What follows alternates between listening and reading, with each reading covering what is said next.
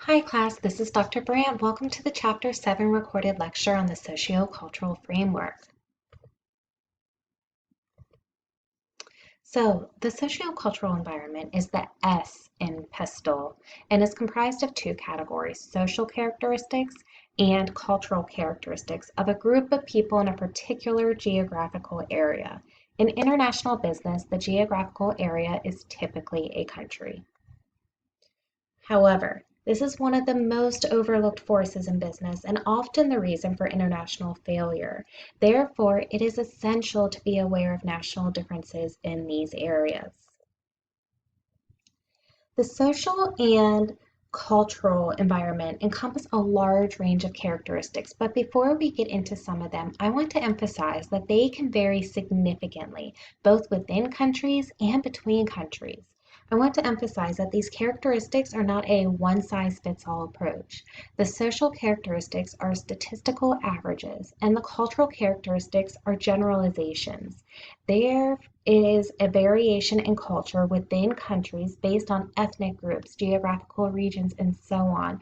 For example, I think we can all agree that different regions of the US are culturally different. Another example is the Basque region of Spain being quite different from the rest of Spain. I've done some research on ethnic groups in Nigeria where there are cultural subgroups based on tribal ethnic groups and religion. The same can be said for other countries too. Now, next, let's talk about some specific social and cultural characteristics, or variables as we also call them. There are numerous social variables, too numerous to list them all here, but some common ones include the nature and extent of divisions in society, such as income and wealth, social class, tribe, ethnic group, and gender. Different models of welfare provision for the population in the form of education, healthcare, unemployment benefits, pensions, and so on. Demography, including population size, growth, and structure, education, including levels of literacy and educational attainment, and even health, including things like infant and maternity mortality, life expectancy, and incidence of diseases.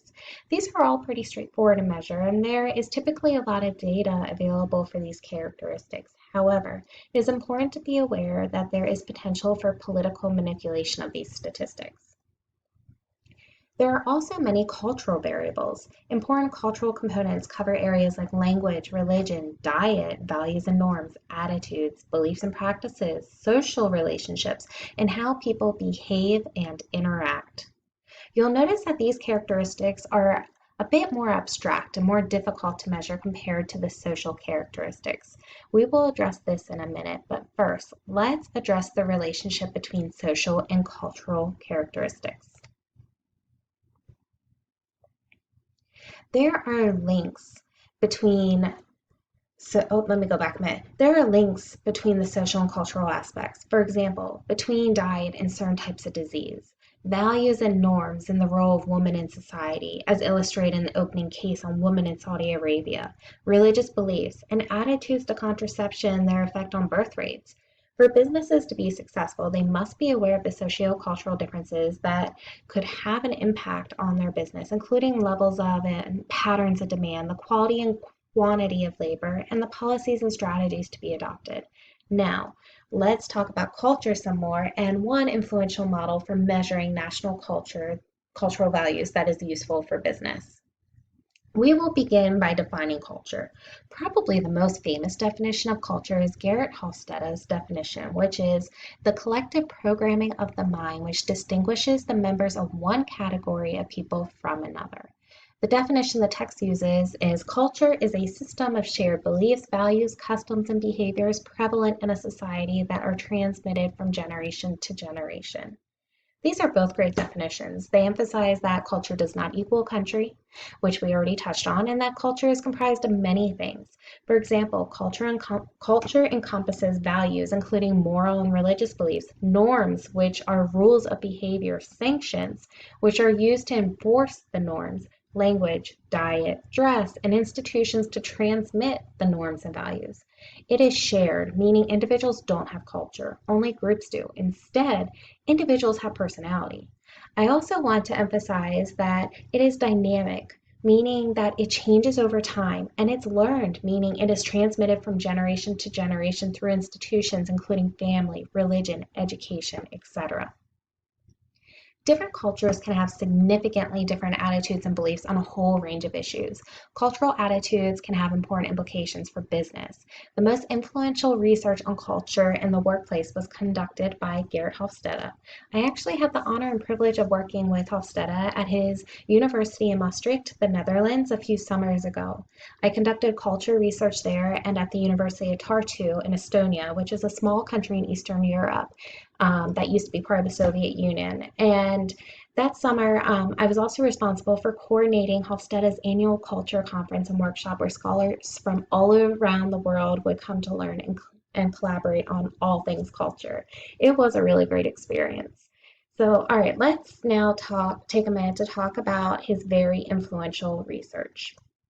And you may have even heard of it before in past classes. In his research, Hofstede found that national culture is a very powerful influence on the workplace and that different approaches would be necessary when managing people from different cultural backgrounds. While his research does have limitations, he developed a model of national culture that consists of 6 dimensions that is very widely used. One of the main limitations is that he equates nation and culture, but culture does not equal country, again, meaning that not all people are the same in a country and that it is a bit of a generalization. However, it is still a good starting point to talk about culture, especially in international business when the country level is looked at a lot. It's just important to remember this limitation. So let's talk about his model. It comprises of 6 dimensions. First is power distance. This dimension expresses the degree to which the less powerful members of a society accept and expect that power is distributed unequally. The fundamental issue here is how a society handles inequalities among people.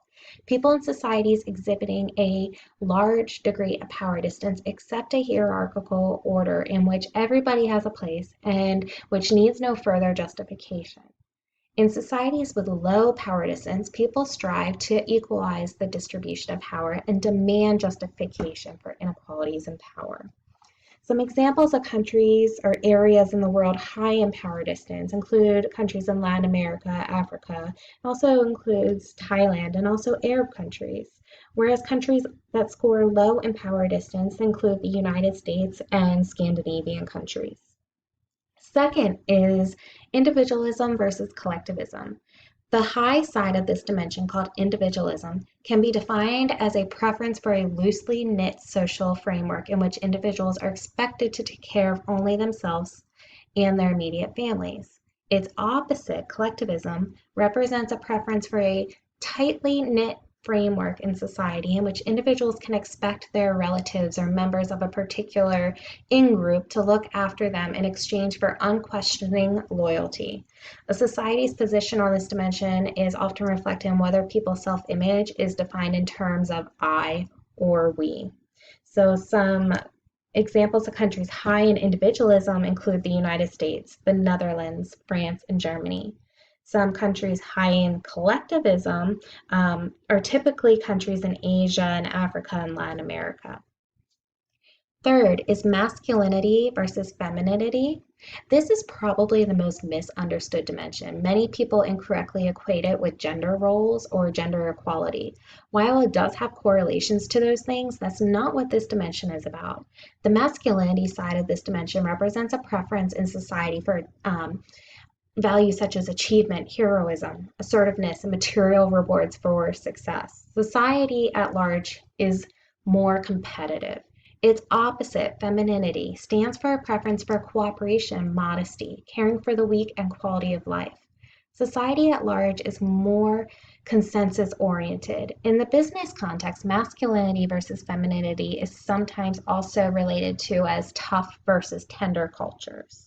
So some countries that score high masculinity, for example, are the United States and Japan, versus countries that score high in femininity on the other side of the spectrum are Scandinavian countries. Fourth is uncertainty avoidance. The uncertainty avoidance dimension expresses the degree to which the members of a society feel uncomfortable with uncertainty and ambiguity. The fundamental issue here is how a society deals with the fact that the future can never be known. Should we try to control the future or just let it happen? Countries exhibiting strong uncertainty avoidance maintain rigid codes of belief and behavior and are intolerant of unorthodox behavior and ideas. Weak uncertainty avoidance societies maintain a more relaxed attitude in which practice counts more than principles.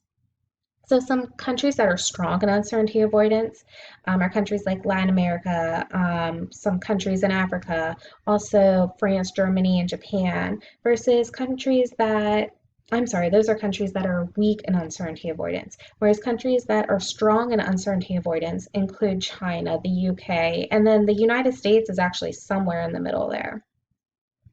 Fifth is long-term orientation versus short-term orientation. Every society has to maintain some links with its own past while dealing with challenges of the present and the future. Societies prioritize these two existential goals differently. Societies who score low on this dimension, for example, prefer to maintain time-honored traditions and norms while viewing societal change with suspicion. Those with a culture which scores high, on the other hand, take a more pragmatic approach. They encourage thrift and efforts in modern education as a way to prepare for the future.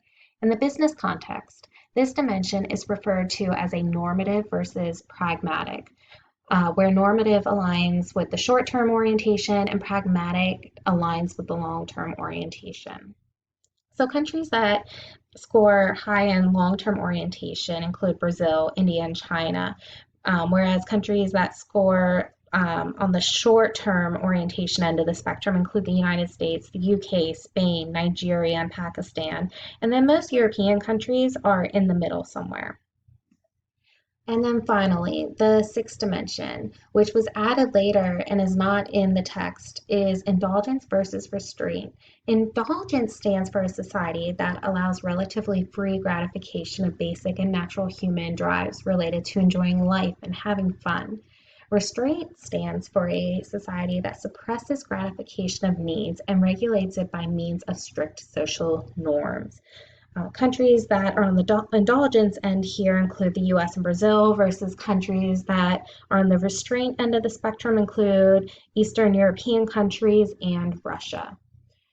So each of these dimensions have implications for business, including staffing policies, marketing strategies, leadership styles, and so on. I encourage you to go to Hofstede's Insights website, which is in the web link section of Canvas resources. And there you can see some of the specific implications of these cultural dimensions on doing business in all countries. And so I encourage you to take a look at your selected country for the PESTLE project. I also want to point out that this is not the only cultural model out there. The World Value Survey, the European Value Survey, and the Globe Study are also useful models that are widely used in business. So, in conclusion, this lecture covered some important social and cultural variables in a society to consider. Unfortunately, many cultural variables go largely ignored in business because they are difficult to measure, but using cultural models such as Hofstede's value dimensions are a great starting point for businesses to understand culture in different countries. Of course, the social and cultural variables a firm should pay close attention to will depend on the country and industry of interest. Thank you very much for your time. I hope you have a great rest of your day. Bye-bye.